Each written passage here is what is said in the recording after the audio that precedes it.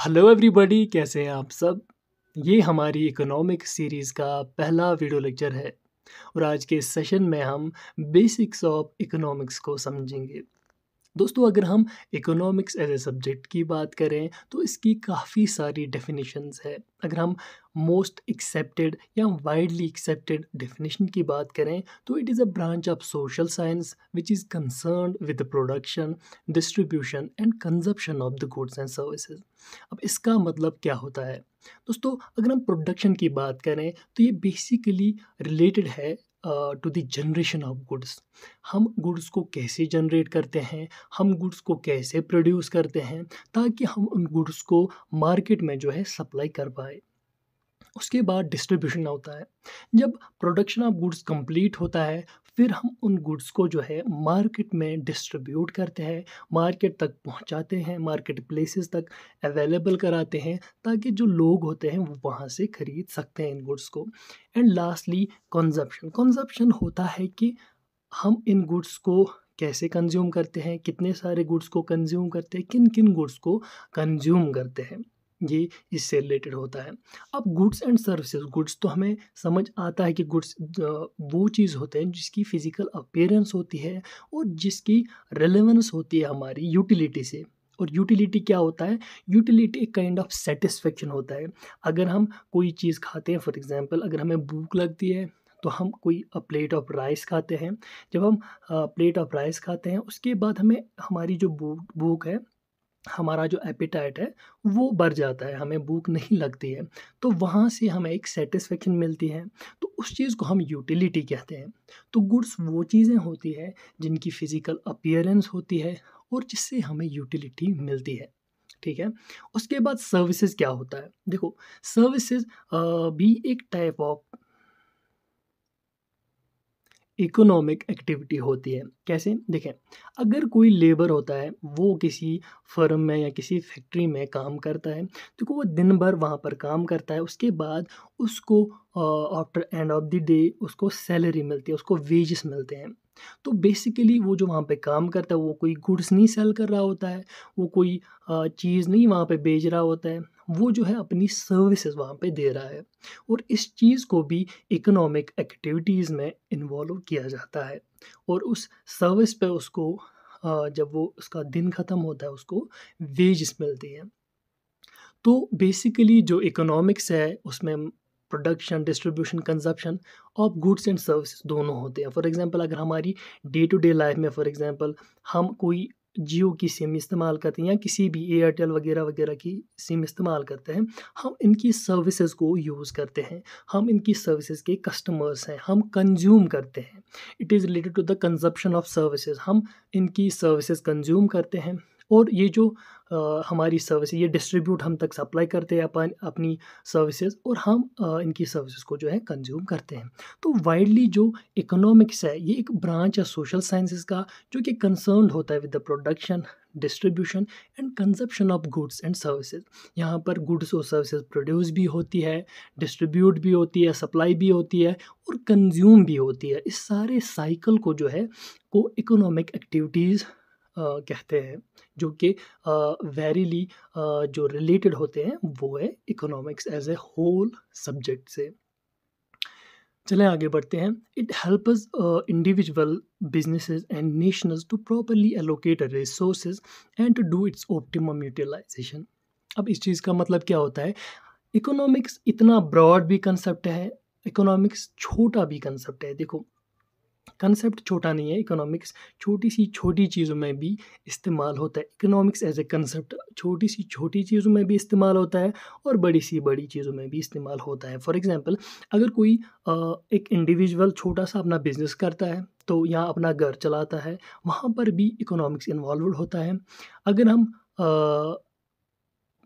अगर हम किसी बड़ी चीज़ की बात करें, बड़ा कोई बिज़नेस या एज़ अ नेशन अगर हम बात करें, तो ये भी इकोनॉमिक्स से ही चलता है। फॉर एग्ज़ाम्पल हम इकोनॉमिक्स एज़ अ सब्जेक्ट इस्तेमाल करते हैं कि हम जो भी गुड्स प्रोड्यूस करते हैं, उनकी जो प्रॉपर एलोकेशन हम कैसे कर पाएँ, हम रिसोर्सेज़ का पूरा यूज़ कैसे कर पाएँ, हम रिसोर्सेज़ को प्रॉपर वेज़ में कैसे डिस्ट्रीब्यूट कर पाएँ। तो ये एज़ अ होल आता है इकोनॉमिक्स एज़ अ सब्जेक्ट में। आई होप आप समझ गए होंगे। अगर हम डेफिनेशंस की बात करें जो कि कुछ फेमस इकोनॉमिस्ट्स ने दी है, ये मोस्टली एग्ज़ाम्स में पूछे जाते हैं कि किस इकोनॉमिस्ट ने कौन सी डेफिनेशन दी थी। तो सबसे पहले हम एडम स्मिथ की बात करते हैं। इनको फादर ऑफ इकोनॉमिक्स भी कहा जाता है।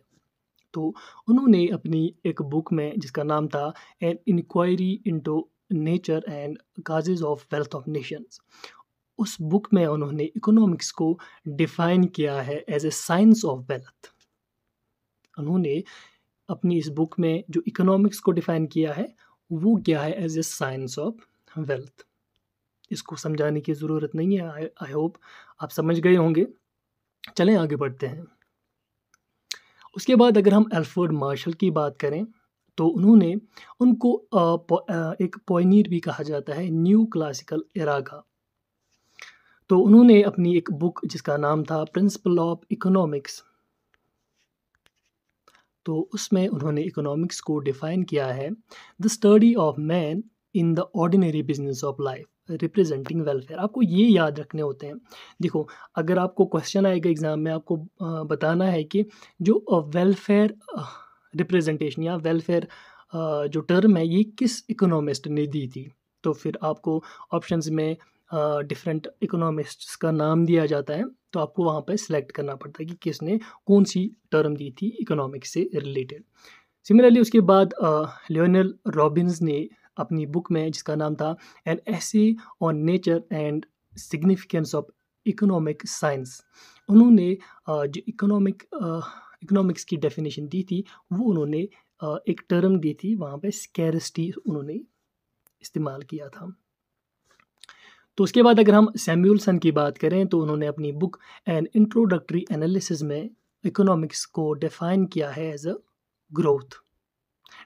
तो उन्होंने ग्रोथ डेफिनेशन जो है इकोनॉमिक्स की दी थी। चलें आगे बढ़ते हैं। आपको ये वेलफेयर, स्कैर्सिटी, ग्रोथ, ये सब चीज़ें याद रखनी होती है कि ये किस किस इकोनॉमिस्ट ने दी थी। तो सिमिलरली इसी तरह से आपको एग्ज़ाम्स में क्वेश्चंस पूछे जाते हैं। अगर हम इकोनॉमिक्स की बात करें तो दो टाइप्स जो हैं, two types of two terms widely इस्तेमाल होते हैं। एक होता है पॉजिटिव इकोनॉमिक्स, दूसरा होता है नॉर्मेटिव इकोनॉमिक्स। अगर हम पॉजिटिव इकोनॉमिक्स की बात करें तो यहाँ पर जो पॉजिटिव इकोनॉमिक्स में क्या होता है, ये बेसिकली डील करता है विद द इकोनॉमिक इश्यूज़। वो रिलेटेड हो सकते हैं प्रेजेंट से भी, पास्ट से भी और फ्यूचर से भी, और यहाँ पर एक स्टेटमेंट दी जाती है। बट पॉजिटिव इकोनॉमिक्स में जो है वो जो स्टेटमेंट्स है वो हम वेरीफाई कर सकते हैं, वो गलत भी हो सकती है, सही भी हो सकती है। तो यहाँ पर अगर कोई स्टेटमेंट देता है, for instance India has a greater population than China, या India has highest population than China, अगर हम इस स्टेटमेंट को अच्छे से देखें तो ये एक काइंड ऑफ पॉजिटिव स्टेटमेंट है। ये इंडिया के फेवर में ऐसे ही बोल रहा है कि इंडिया की पॉपुलेशन है वो सबसे ज़्यादा है, फॉर एग्जांपल। तो बट ये फैक्ट तो गलत है, because India does not have more population than China till now. तो ये वेरीफाइबल स्टेटमेंट है। तो यहाँ पर इंसान वेरीफाई कर सकता है कि ये सच है, गलत है, या इसकी वैलिडिटी सही है कि नहीं है। तो ये एक ऐसा स्टेटमेंट है जो कि एक पॉजिटिविटी को बयान करता है, बट इसका सही होना या गलत होना वो इस पर डिपेंड नहीं करता है। वो सही भी हो सकता है, गलत भी हो सकता है, और ये वेरीफाइबल स्टेटमेंट होता है। वहीं पर अगर हम नॉर्मेटिव इकोनॉमिक्स की बात करें तो यहाँ पर हम एक काइंड ऑफ सजेशन देते हैं। यहाँ पर फॉर एग्जांपल हम ये कह सकते हैं, अगर कोई बंदा कहता है कि there should be no pension for the retirees, जो रिटायर्ड एम्प्लॉयज़ होते हैं उनके लिए पेंशन नहीं होना चाहिए, ठीक है।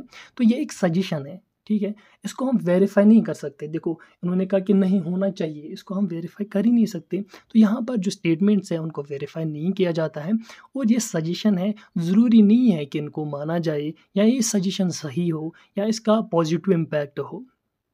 तो ये काइंड ऑफ सजेशंस यहाँ पर होती है। चलें आगे बढ़ते हैं दोस्तों। अगर हम ब्रांचेस की बात करें तो इकोनॉमिक्स की सबसे बड़ी ब्रांच जो है वो दो है, एक है माइक्रो इकोनॉमिक्स और दूसरा है मैक्रो इकोनॉमिक्स।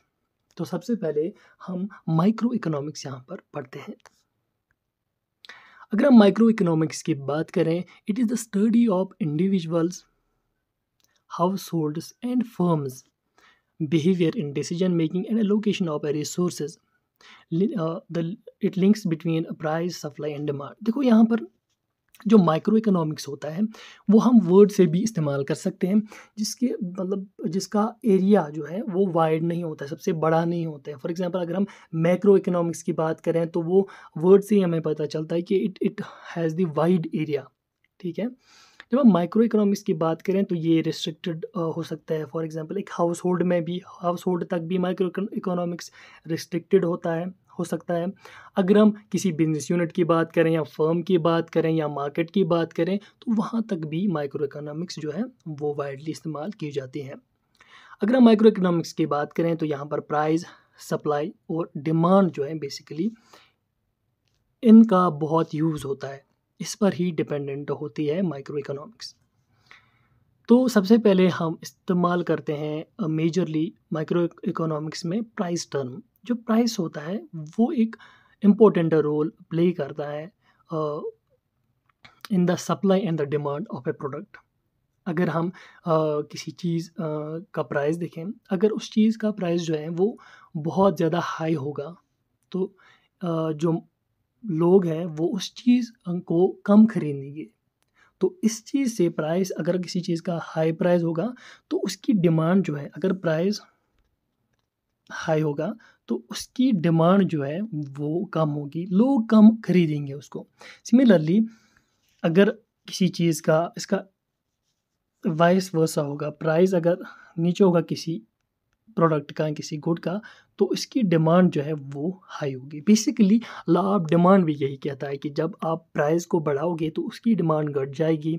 अगर हम डिमांड अगर हम प्राइस को ऊपर करेंगे तो उसकी, फॉर एग्जांपल अगर आप प्राइस घटाओगे तो डिमांड जो है वो ऊपर जाएगी, अगर आप प्राइस को बढ़ाओगे तो डिमांड नीचे जाएगी।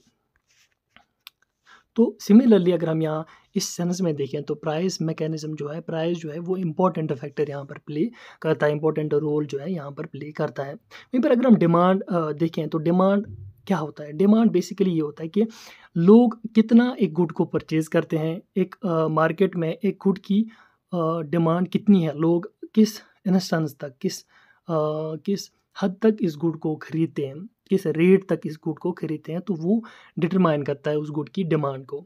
अगर हम डिमांड की बात करें तो डिमांड जो है बेसिकली डिटरमाइन होती है फॉलोइंग फैक्टर से।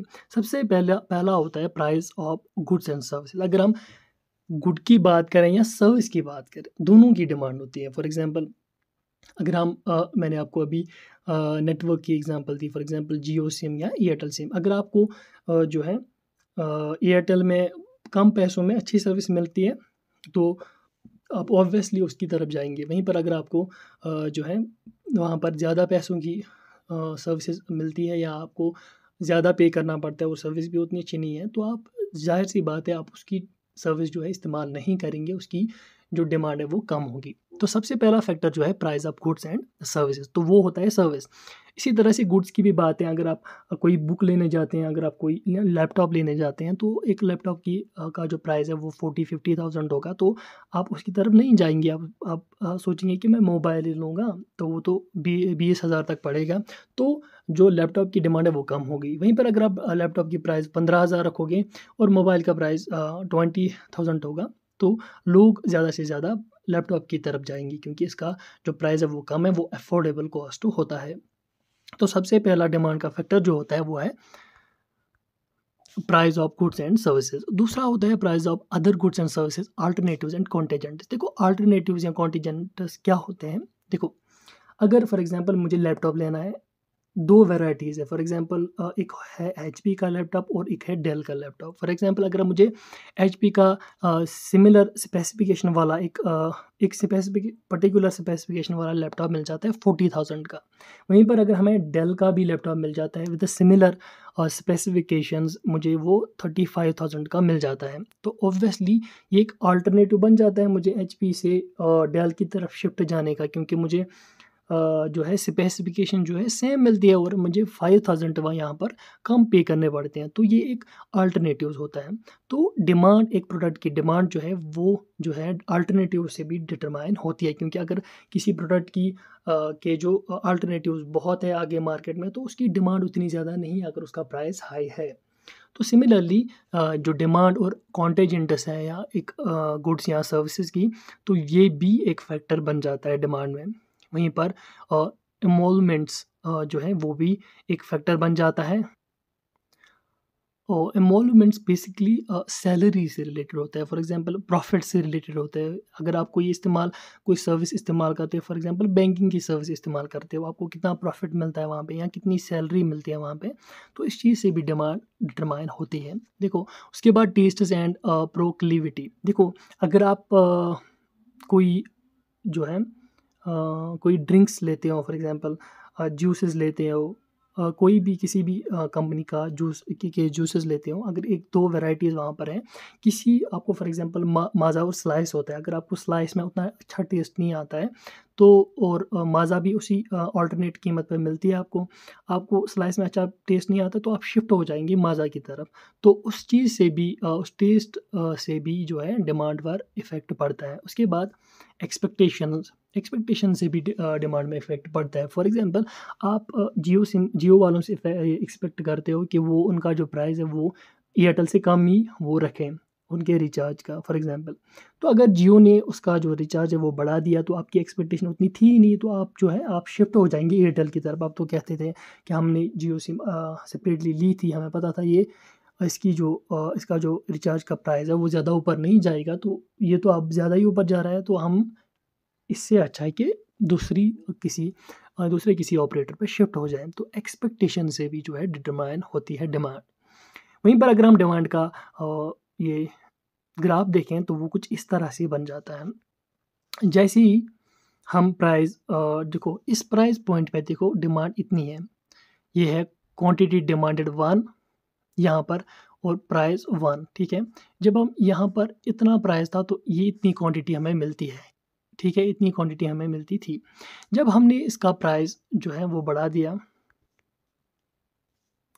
जब हमने प्राइस इसका बढ़ा दिया तो हमें जो है क्वांटिटी कम मिली। देखो पहले इतनी क्वांटिटी मिलती थी, अब इतनी क्वांटिटी मिल रही है। तो इसका मतलब यही है कि जब हम प्राइस को बढ़ाते हैं तो हमें क्वांटिटी जो है वो कम मिलती है, जब हम प्राइस को घटाते हैं तो हमें क्वांटिटी ज़्यादा मिलती है। यही जो है लॉ ऑफ डिमांड यही कहता है बेसिकली। तो बेसिकली लॉ ऑफ डिमांड अगर उसकी हम डेफिनेशन देखें तो वो लॉ ऑफ डिमांड क्या कहता है, it states that other factors being constant. देखो प्राइस के अलावा बाकी सारे फैक्टर्स अगर कांस्टेंट हम रखेंगे और प्राइस और क्वांटिटी के बीच में अगर हम जो है ये ग्राफ देखेंगे, तो जैसे ही हम प्राइस को बढ़ाएंगे quantity of the demand of goods and services ये जो है वो कम हो जाएगी, और जब हम प्राइस को घटाएंगे तो quantity of goods and services जो है वो इंक्रीज होगी। जैसे प्राइस को हमने बढ़ाया, क्वांटिटी डिक्रीज हो गई, और प्राइस को हमने घटाया, क्वांटिटी इंक्रीज हो गई। तो इसका मतलब यही होता है कि प्राइस और क्वांटिटी जो है वो क्वांटिटी डिमांडेड जो है वो इन्वर्सली प्रोपोर्शनल होते हैं, वो डायरेक्टली प्रोपोर्शनल नहीं होते। देखो अगर डायरेक्टली प्रोपोर्शनल ऐसा होता, अगर हम प्राइस बढ़ाते तो क्वांटिटी भी बढ़ जाती, तो ये डायरेक्टली प्रोपोर्शनल होते हैं। यहाँ पर अगर हम प्राइस बढ़ाते हैं और यहाँ पर क्वांटिटी हमें डिक्रीज़ देखने को मिलती है, तो वो इन्वर्सली प्रोपोर्शनल होता है। सिमिलरली अगर आप प्राइस घटाएंगे तो क्वांटिटी इंक्रीज़ होती है। इसका मतलब ये है कि ये इन्वर्सली प्रोपोर्शनल होता है। चलें आगे बढ़ते हैं। देखिए अब हम इनकम फैक्टर में भी इस चीज़ को समझेंगे। देखो गुड्स कई तरह के होते हैं, बेसिकली हम इकोनॉमिक्स में या लॉ ऑफ डिमांड में भी देखते हैं, हम गुड्स का बार बार जिक्र करते हैं, बट गुड्स भी कई तरह के होते हैं और लॉ ऑफ डिमांड हर एक गुड पे अप्लाई नहीं होती है। चलें पहले नॉर्मल गुड की बात करें। नॉर्मल गुड वो होता है जहाँ पर जो है इनकम से इसकी डिमांड जो है वो डिटरमाइन होती है। फॉर एग्ज़ाम्पल हमने यहाँ पर एक ग्राफ भी लिया है, यहाँ पर इनकम है और यहाँ पर नीचे हमें डिमांड भी रखी गई है। देखो, जब हमारी इनकम ज़्यादा होती है, जब हमारी इनकम बढ़ जाती है, तो सिमिलरली डिमांड भी एक प्रोडक्ट की बढ़ जाती है। कैसे? चलें हम समझाते हैं। देखो, अगर आप अपने हाउस होल्ड की बात करें, अगर आपकी पर्टिकुलर सैलरी या इनकम फॉर एग्ज़ाम्पल एक महीने में 30,000 है, तो आप पर्टिकुलर एक एडिबल ऑयल जो है इस्तेमाल करते हैं जिसकी कॉस्ट है 500, ठीक है? तो आप क्या करते हो, आप उसको उतना वाइडली इस्तेमाल नहीं करते हो, यूज़ नहीं करते हो, कंज़्यूम नहीं करते हो। आप ये ध्यान में रखते हो कि हमें बाकी चीज़ें भी हाउस होल्ड में चलानी है। आपने फॉर एग्ज़ाम्पल आप कितना यूज़ करते हो, आप जो है 500 का जो ऑयल है वो यूज़ करते हो। जब आपकी इनकम बढ़ जाती है तो आप क्या करते हो, आप थोड़ा-सा ज़्यादा इस्तेमाल करने लगते हो। आप तो बोलते हो, अगर आपकी सैलरी अब 50,000 होगी, आप बोल रहे हो कि ठीक है, हम थोड़ा-सा कम ऑयल इस्तेमाल करते थे, चलो अब हम अच्छे से इस्तेमाल करेंगे, अच्छे से खाएँगे, पिएँगे। फॉर एग्ज़ाम्पल आप वाइड वैराइटीज़ ऑफ डिशेज़ जो है वो अब ज़्यादा बनाने लगे तो ऑयल की कंज़प्शन जो है वो बढ़ जाती है। तो जब आपकी इनकम इंक्रीज़ होती है तो आपकी डिमांड एक प्रोडक्ट की जो आप ऑलरेडी इस्तेमाल करते हैं उसकी डिमांड भी बढ़ जाती है। जैसे अगर आप फॉर एग्ज़ाम्पल अगर आप जो है कपड़े लेते हो, अगर आप शॉपिंग करते थे, फॉर एग्ज़ाम्पल आपकी 30,000 सैलरी थी, आप 1000 के या 1500 की शॉपिंग करते थे 1 महीने में। जब आपकी इनकम ज़्यादा हो जाती है तो आप जो शॉपिंग है उसका जो है एक्सपेंडिचर बढ़ाते हैं। आप 2000 की शॉपिंग कर लेते हैं या आप 2500 की शॉपिंग कर लेते हैं। सिमिलरली जब आपकी इस चीज़ को हम नॉर्मल गुड्स भी बोलते हैं, ठीक है?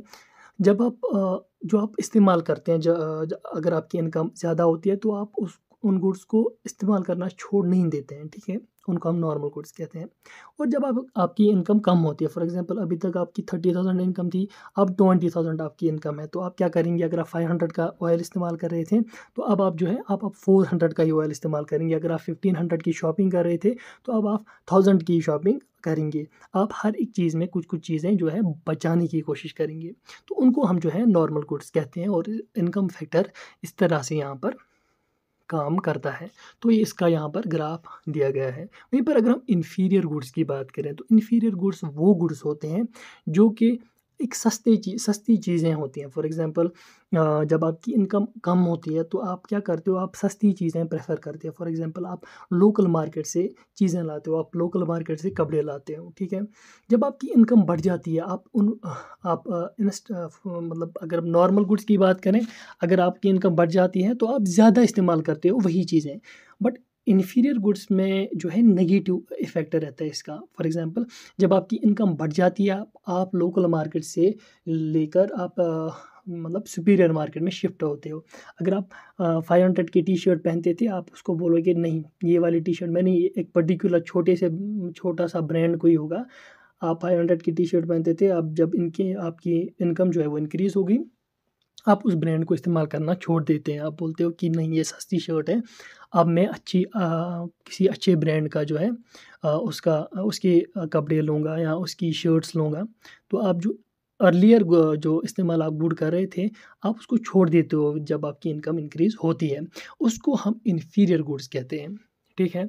तो जब आपकी इनकम इंक्रीज़ होती है तो इन्फीरियर गुड की डिमांड डिक्रीज़ होती है। जब अ, आपकी इनकम जो है वो डिक्रीज़ होती है तो इन्फीरियर गुड की डिमांड इंक्रीज़ होती है। जब आपकी इनकम कम होती है तो आप सस्ती चीज़ें जो है वो पहनना शुरू करते हैं या वो उनको इस्तेमाल करना शुरू करते हैं, तो उनको हम इन्फीरियर गुड्स कहते हैं। नॉर्मल गुड्स में इनकम इंक्रीज़ होती है तो जो गुड्स आप यूज़ कर रहे थे उनकी डिमांड ज़्यादा होती है कि आप ज़्यादा चीज़ें इस्तेमाल कर रहे थे करते हो, या इनकम डिक्रीज़ होती है तो आप नॉर्मल गुड्स की जो है डिमांड कम कर लेते हो। वहीं पर अगर हम इन्फीरियर गुड्स की बात करें, जब इनकम इंक्रीज़ होती है आप उनको छोड़ ही देते हो, उनकी डिमांड ही कम होती है। जब आपकी जो है इनकम कम हो जाती है तो इन्फीरियर गुड्स की डिमांड जो है वो ज़्यादा हो जाती है। अगला आता है नेसेसिटी गुड्स। नेसेसिटी गुड्स वो होते हैं उनका इनकम से कोई फ़र्क नहीं पड़ता है। फॉर एग्ज़ाम्पल सॉल्ट या शुगर, अगर आपकी इनकम कितनी भी बढ़ जाए, आप सॉल्ट तो वही होता है ना, आप सॉल्ट ही इस्तेमाल करेंगे। ज़्यादा से ज़्यादा वैराइटी 2-3 होती हैं। आप मतलब कोई अच्छा सा ब्रांड वहाँ पर देखोगे, उनमें ज़्यादा डिफरेंस नहीं होते हैं, 5-6 रुपीज़ का या 10 रुपीज़ का डिफरेंस हो गया, 30-40 रुपीज़ का डिफरेंस होगा, बट सॉल्ट सॉल्ट ही होता है, ठीक है। और या शुगर शुगर ही होता है, आप उसको किसी और चीज़ से रिप्लेस नहीं कर सकते। फॉर एग्जांपल आप शर्ट को रिप्लेस कर सकते हो, आप टी शर्ट लगा सकते हो या कोई अपर टाइप लगा सकते हो या कोई और चीज़ लगा सकते हो एज ए क्लॉथ, बट आप सॉल्ट को किसी चीज़ से रिप्लेस नहीं कर सकते, आप शुगर को किसी चीज़ से रिप्लेस नहीं कर सकते। इसको हम नेसेसिटी गुड्स जो है वो कहते हैं। इसके बाद आता है सब्स्टिट्यूट गुड्स। देखो सब्स्टिट्यूट गुड्स क्या होते हैं, फॉर एग्जांपल अगर आप कोल्ड ड्रिंक्स की बात करेंगे तो कोल्ड ड्रिंक्स में आपको माउंटेन ड्यू मिलता है और वहीं पर आपको स्प्राइट भी वैसा ही मिलता है। दोनों के प्राइस रेंज में थोड़ा सा ही डिफरेंस होगा आई गेस, बट जो यूटिलिटी है, जो टेस्ट है, वो ऑलमोस्ट दोनों का सेम होता है। फॉर एग्जांपल अगर आपको डिव का प्राइस बढ़ जाता है, फॉर एग्जांपल डिव 40 रुपीज़ की होती है और अगर आपको स्प्राइट का प्राइस 35 की रेंज में मिल जाता है, तो टेस्ट तो ऑलमोस्ट दोनों का सेम ही होता है, कोल्ड ड्रिंक दोनों है। तो आप क्या करेंगे, आप प्रेफर करेंगे हम स्प्राइट ही खरीदें, ठीक है। तो स्प्राइट खरीदने से क्या होगा, आपको 500 रुपीज़ का प्रॉफिट बन जाता है, यहाँ प्रॉफिट नहीं, आपको 5 रुपीज़ बच जाते हैं। तो यहाँ पर स्प्राइट जो है वो माउंटेन ड्यू का एक प्रॉपर सब्स्टिट्यूट गुड बन जाता है। जब डिव का प्राइस ज़्यादा है तो आप स्प्राइट की तरफ जाते हो, जब स्प्राइट का प्राइस ऊपर जाएगा तो आप डिव की तरफ जाओगे। तो ये एक दूसरे के सब्स्टिट्यूट गुड्स हैं, ठीक है। तो यहाँ कोक और पेप्सी ये भी दोनों सेम टाइप के जो है गुड्स हैं।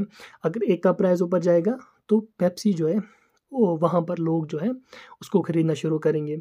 अगर पेप्सी का प्राइस ज़्यादा होगा तो कोक को ख़रीदना शुरू करेंगे। इसी तरह से जब प्राइस ऑफ सब्स्टिट्यूट गुड जब इंक्रीज़ होगा तो उसकी डिमांड जो है वो डिक्रीज़ होगी। अगर हम प्राइस ऑफ सब्स्टिट्यूट गुड की जो प्राइस है वो डिक्रीज़ होगा तो उसकी डिमांड जो है वो इंक्रीज़ होगी। चलें अब बात करते हैं कॉम्प्लीमेंट्री गुड्स की। अब कॉम्प्लीमेंट्री गुड्स क्या होते हैं? कॉम्प्लीमेंट्री गुड्स वो गुड्स होते हैं जो अकेले जो है जिनकी सेल अकेले नहीं होती है। फॉर एग्ज़ाम्पल मतलब जो जिनकी डिमांड अकेले मतलब नहीं होती है। फॉर एग्ज़ाम्पल अगर हम बात करेंगे पेन की, तो एक होता है पेन जो इससे पहले एक टाइप का पेन आता था इंकजेट पेन जिसमें इंक डालनी पड़ती है। एक तो पेन तो हम जो है बाहर से खरीद सकते हैं, ठीक है। उसके बाद उसकी इंक जो है वो ख़त्म होती है और उसके बाद उसको इंक डालना पड़ती है। मार्कर हम खरीदते हैं, पहले उसकी इंक ख़त्म हो गई, फिर उसको इंक डालना पड़ता है, ठीक है। ये दोनों कॉम्प्लीमेंट्री गुड्स हैं, ठीक है। अगर हम दोनों क्या करते हैं, अगर हम इंक का प्राइस बढ़ाते हैं तो मार्कर का भी प्राइस बढ़ जाएगा, ठीक है। तो जो है इस इंक के प्राइस से मार्कर की प्राइस जो है वो बढ़ जाएगी, तो इस पर इफ़ेक्ट पड़ता है, ठीक है। अगर आप इंक का प्राइस जो है वो घटाएँ तो मार्कर का प्राइस जो है वो भी घट जाएगा। तो कॉम्प्लीमेंट्रीज़ ये दोनों जो हैं वो एक दूसरे पर डिपेंडेंट है यहाँ पर, ठीक है। इसी तरह से कॉम्प्लीमेंट्री गुड्स में जब एक गुड की प्राइस कम हो जाती है तो दूसरे गुड पर इफ़ेक्ट पड़ता है।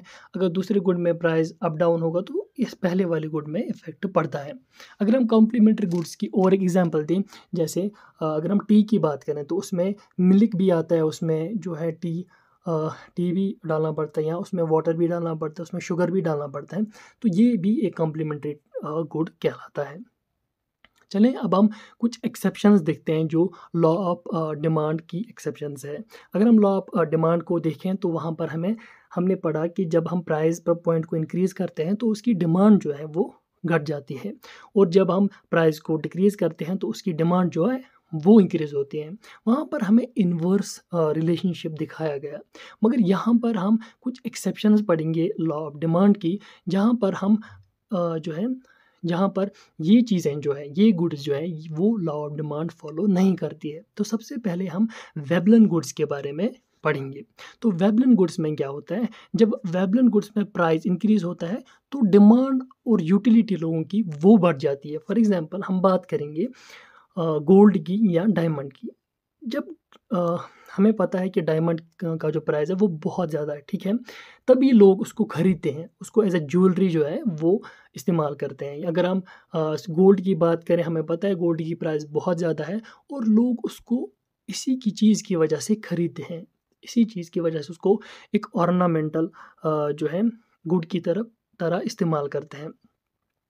अगर गोल्ड का प्राइस जो है वो हम फॉर एग्जांपल कॉपर के प्राइस जितना करेंगे या आयरन के प्राइस जितना करेंगे, आपको लगता है कि गोल्ड को कोई इस्तेमाल करेगा, फिर वो कॉस्टलियर गुड नहीं बन जाएगा। लोग उसको ऑर्नामेंटल गुड मानेंगे ही नहीं, तो उसका जो डिमांड है वो बहुत ज़्यादा कम हो जाएगा, उसकी जो प्राइस है वो बहुत ज़्यादा घट जाएगी और लोगों की सेटिस्फेक्शन भी नहीं मिलेगी। फॉर एग्जांपल अगर जो है ज्वेलरी की तरह हम इस्तेमाल करते हैं गोल्ड को या डायमंड को, जब अगर उसकी कॉस्ट हम बहुत ज़्यादा कम करेंगे, जैसे फॉर एग्जांपल नॉर्मल गुड की तरह कॉस्ट रखेंगे उसको या आयरन की तरह या कॉपर की तरह, जब लोग उसको पहनेंगे तो उनको वो सेटिस्फेक्शन नहीं मिलेगी, उनको वो फील नहीं मिलेगी कि हमने कुछ कॉस्टलियर पहना है। तो ये जो है वेबलन गुड्स, ये जो है ये एक्सेप्शंस है लॉ ऑफ डिमांड की। यहाँ पर अगर हम प्राइस बढ़ाएंगे किसी चीज़ की तो लोगों की यूटिलिटी और डिमांड भी बढ़ जाएगी उस गुड से रिलेटेड। तो ये सिर्फ वर्क करता है इन जैसे कॉस्टलियर गुड्स जो है इनमें। इसकी और एक एग्जांपल है, फॉर एग्जांपल जो रॉयल कार्स है, रॉयल इनफील्ड बाइक्स है, या फॉर एग्जांपल ऑडी कार्स हैं, बीएमडब्ल्यू, जब वो महंगी कार्स हैं तो तभी बड़े बड़े लोग जो हैं वो उनकी तरफ जाते हैं, उनका प्राइस कम होता है तो उनकी तरफ जो है मोस्टली लोग नहीं जाते। इसी तरह से और एक गुड है जिसका नाम है Giffen good. Giffen good basically एक special type of inferior good है, ठीक है, जिसका जो है जिसका रिलेशन डायरेक्टली वो उसका रिलेशन जो है वो डायरेक्ट रिलेशन है प्राइस के साथ। फॉर एग्जांपल इन्फीरियर गुड में हम किसको काउंट कर सकते हैं? फॉर एग्जांपल ब्रेड है, एक ब्रांड है, ठीक है, एक ब्रेड आपको 10 रुपीज़ में पड़ती है, फॉर एग्जांपल यहाँ 5 रुपीज़ में पड़ती है। वहीं पर अगर हम नॉर्मल गुड की बात करें या मीट की बात करें, ठीक है, वो हमें 300-400 रुपीज़ में पड़ता है। अगर मीट का प्राइस इंक्रीज़ होता है, ठीक है, या मीट 400 में ही आपको पड़ता है, उसका प्राइस इंक्रीज़ नहीं होता। यहाँ पर इन्फीरियर गुड जो है ब्रेड, उसको आपको वो 10 रुपीज़ का हो जाती है या 7 रुपीज़ का हो जाता है। आप फिर भी उसकी डिमांड जो है मतलब वैसी ही रहती है, या आप उसकी डिमांड फिर भी इंक्रीज़ होती है। कैसे होती है? आप देखो, इन्फीरियर गुड की अगर प्राइस कितना भी बढ़ जाए, फिर भी वो नॉर्मल गुड से बहुत ज़्यादा कम है। फॉर एग्जांपल अगर वो 5 रुपीज़ का था, अगर 200% भी इंक्रीज़ हो जाए या 100% भी इंक्रीज़ हो जाए, वो 10 भी पहुँच जाए, 10 रुपीज़ का भी ब्रेड पहुँच जाए, तो फिर भी वो काफ़ी ज़्यादा कम है जो है नॉर्मल गुड से, जो कि कॉस्ट करता है 300 या 10,000 भी कोई गुड कॉस्ट कर सकते हैं, या 1000 कॉस्ट करता है या 100 कॉस्ट करता है।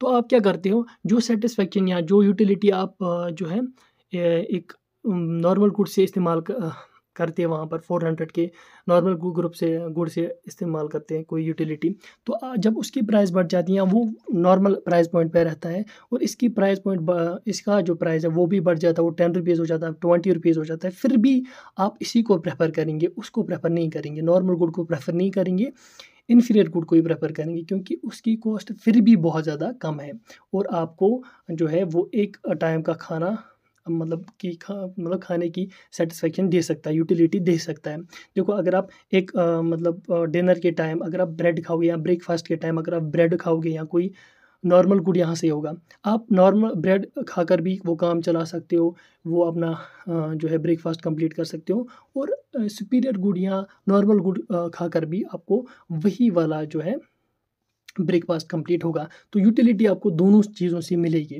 पर ये चीज़ जो इन्फीरियर गुड है वो जो है कम कॉस्टलियर है, जो सुपीरियर गुड है या जो है नॉर्मल गुड है, उसकी कॉस्ट जो है वो इन्फीरियर गुड से काफ़ी ज़्यादा है। तो फिर भी आप जो है प्रेफर किसको करोगे?